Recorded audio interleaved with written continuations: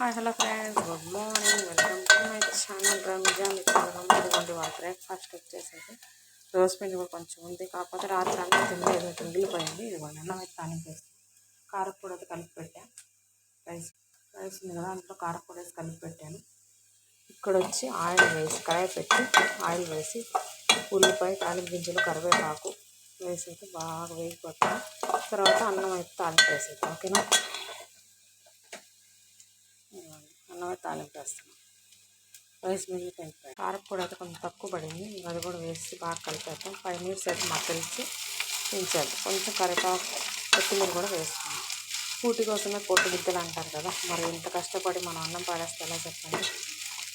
అన్నం పవిత్ర స్వరూపం కదా, ప్రతి ఒక్కరు కూడా మిగిలినప్పుడు శ్రద్ధను తాలింపు వేసుకొని తింటే ఏం పోతుంది చెప్పండి. ఇదిగోండి ఫ్రెండ్స్, కారపొడి తాలింపు వేసి అన్నం అయితే వండేస్తాం. ఇదిగోండి